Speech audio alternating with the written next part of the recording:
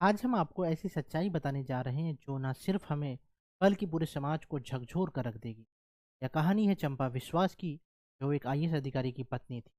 लेकिन सिस्टम ने उनके साथ ऐसा अन्याय किया जो आपके दिल में दर्द और आंखों में आंसू लाने को मजबूर कर दे। चलिए शुरू करते हैं चंपा विश्वास के साथ हुए उस अन्याय की दास्तान को, जिसे सुनने के बाद आप भी सोचने पर मजबूर हो जाएंगे। दोस्तों, चंपा विश्वास एक आईएएस अधिकारी की पत्नी थी। 2 साल तक उनके साथ ऐसा दुर्व्यवहार हुआ, यौन उत्पीड़न हुआ, जिसे सोचकर आपके रोंगटे खड़े हो जाएंगे। सोचिए, एक आईएएस अधिकारी की पत्नी, जिसे समाज में इज्जत और सम्मान मिलना चाहिए, वो खुद सिस्टम के हाथों इतनी मजबूर हो गई कि उनके पति आईएएस होने के बाद भी कुछ नहीं कर सके। यह कहानी है 1990 से 97 के बीच की, जब बिहार में लालू यादव का राज था, जिसे जंगल राज भी कहा जाता था। उस समय कानून और व्यवस्था का सही अर्थ खत्म हो चुका था और उनके राज में ऐसे हजारों मामले दबा दिए गए। मैं आपको बस छोटा सा वाक्य सुनाता हूँ। एक बार समस्तीपुर की बड़ी जनसभा में लालू यादव भाषण देने के लिए जाते हैं। सब उनका भाषण सुनने का इंतजार कर रहे होते हैं, लेकिन वो सिर्फ इधर उधर देखते रहते हैं, क्योंकि वो उस समय पान खा रहे होते हैं। तो वहाँ पर खड़े एक आईएएस अधिकारी को मजबूरन उनके लिए एक पीक दान लाना पड़ता है, जिसमें वो थूकते हैं और फिर वो जनसभा को संबोधित करते हैं। सबके सामने एक अधिकारी को इतना नीचा दिखाया गया।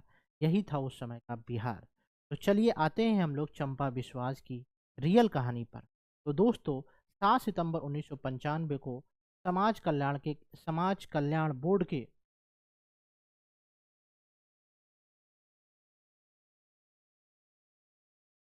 तो दोस्तों 7 सितंबर 1995 ही वह दिन होता है जब हेमलता यादव के क्वार्टर से फ़ोन जाता है समाज कल्याण बोर्ड के क्वार्टर में, जहां पर फ़ोन उठाती हैं चंपा विश्वास और कहा जाता है कि उनका नौकर बीमार है, यानी कि हेमलता यादव जी का नौकर बीमार है। आप उनकी मदद करने के लिए आए। और ये हेल्प करने के लिए नहीं, बल्कि एक साजिश के तहत चंपा विश्वास लाया जाता है। जब वो वहाँ पहुँचती हैं तो हेमलता यादव और कई बड़े बड़े लोग और बैठे होते हैं। हेमलता जी चंपा से कहती हैं कि नौकर अंदर बीमार है और उसका ख्याल रखने के चले जाओ। जैसे ही चंपा अंदर जाती हैं, विधायक का बेटा मृत्युंजय यादव, जो कि 27 साल का था, दरवाज़ा बंद कर लेता है और वह उनके साथ गलत काम करता है। कोई उनकी मदद नहीं करता है। जब यह पूरा कुकर्म हो जाता है, उसके बाद मजबूरन चंपा विश्वास बाहर निकलती हैं। हेमलता यादव उन्हें धमकी देती हैं, जो कुछ भी अंदर हुआ वह सब रिकॉर्ड हो गया है, फोटो और वीडियो के रूप में।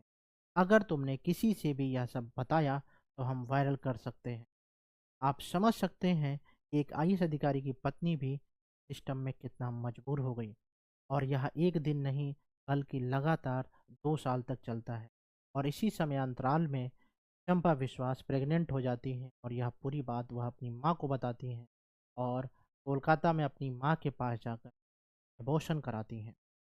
साथ ही साथ उन्हें नसबंदी भी कराना पड़ता है, क्योंकि बहुत ही परेशान हो गई। और आप सोचिए कि किसी कुकर्म की वजह से उन्हें नसबंदी तक करवानी पड़ रही। जिन जिन लोगों ने मृत्युंजय यादव का विरोध किया, उसने उनके साथ भी वही कारनामा किया। चंपा विश्वास की सास के साथ, भतीजी और जो 2 मेड थी, उनके साथ भी उस यही किया, ताकि सबका मुंह बंद करा सके। जब पानी सर से ऊपर चढ़ जाता है तो 2 साल बाद वह अपने पति बीबी विश्वास को यह पूरा कारनामा बताती हैं और उनके पैरों से जमीन खिसक जाती है। आप सोचिए कि एक पति जो कि आईएएस ऑफिसर है और उसकी पत्नी के साथ बरसों से ऐसा कारनामा हो रहा हो, तो उसके क्या बीतेगी।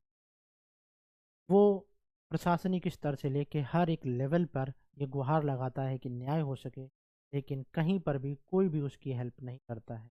मजबूरन वो सीएम लालू यादव से जाकर मिलते हैं, पूरा वाकया बताते हैं, लेकिन लालू लालू यादव कहते हैं कि आप इसको भूल जाएं, वही सबके लिए अच्छा है।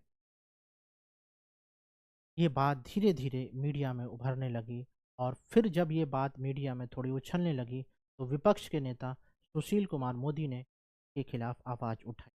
और जब ये मैटर बढ़ने लगा, तो मजबूरन जो है गिरफ्तारी की, नहीं तो कोई भी गिरफ्तारी नहीं की जा रही थी। और फिर पुलिस मृत्युंजय यादव को गिरफ्तार कर लेती है, लेकिन माँ फरार हो जाती है।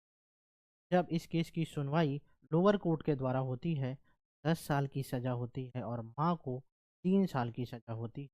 लेकिन वो तीन जब तक फैसला आता है तब तक वो 3 साल की सज़ा काट चुकी थी, वो बरी हो जाती। फिर जो इसकी माँ थी वो जाती हैं हाई कोर्ट, और हाई कोर्ट ने इतना दुर्भाग्यपूर्ण फैसला दिया कि चंपा विश्वास पे ही क्वेश्चन मार्क कर दी कि आप 2 सालों तक क्यों सहती रही, आपने नसबंदी क्यों कराई। और फिर इस केस में मृत्युंजय यादव को भी बरी कर दिया। और आपको पता होना चाहिए, पीबी विश्वास है का ट्रांसफ़र तब तक झारखंड हो चुका था और धीरे धीरे बीमार होते फिर उनकी चंपा विश्वास अपने माँ के पास जाकर रहने लगी, मामी की। तो आप सोचिए, इस जंगल राज ने कितने लोगों की ज़िंदगी तबाह कर दिया। अगर आपके पास भी कोई कहानी है, आप कमेंट सेक्शन में बता सकते हैं, हम उस कहानी को कवर करेंगे। उम्मीद करता हूँ कि इस जंगल राज की कहानी से आपको ये पता चल गया कि प्रशासन इतना मजबूत हथियार नहीं था जंगल राज में, जो कि एक ताकत हुआ करता था। आपको इस कहानी को सुनने के बाद क्या प्रतिक्रिया देना चाहें, ज़रूर बताएं।